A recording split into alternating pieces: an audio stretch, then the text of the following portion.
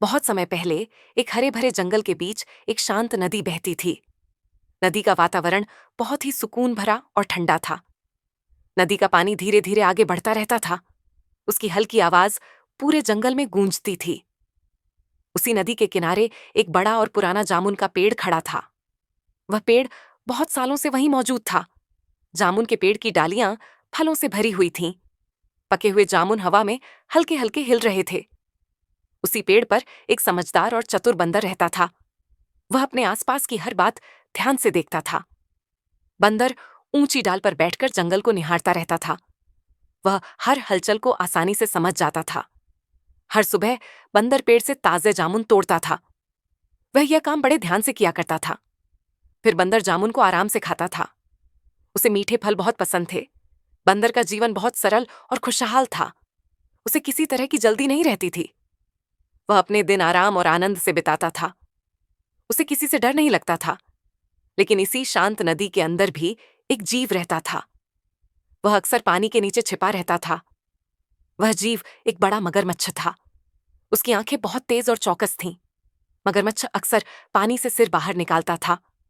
वह आसपास की चीजों को ध्यान से देखता था। एक दिन उसकी नजर जामुन के पेड़ पर पड़ी।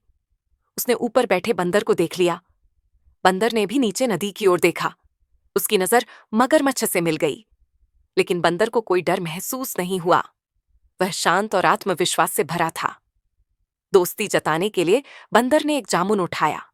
उसने उसे नीचे नदी की ओर फेंका। जामुन हवा में घूमता हुआ नीचे गिरा। फिर वह सीधे पानी में जा पड़ा। मगरमच्छ ने जामुन देखा और खुश हो गया। उसने तुरंत जामुन खा लिया।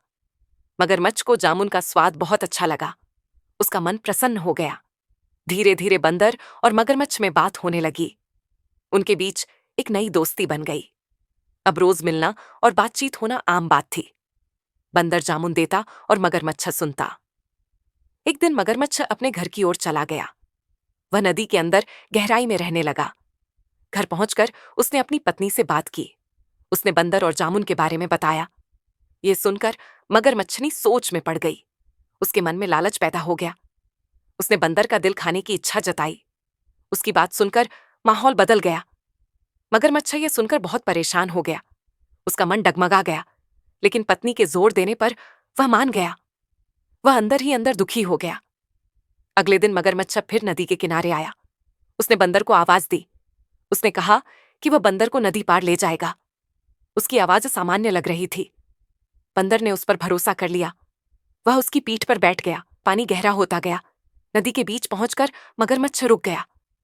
उसने अपनी सच्चाई बता दी। ये सुनकर बंदर एक पल के लिए चौंक गया।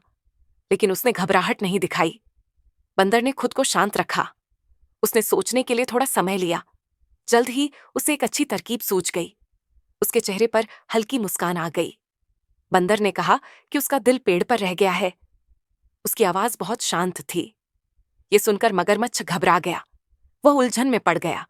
जैसे ही किनारा नजदीक आया, बंदर फुर्ती से कूद पड़ा।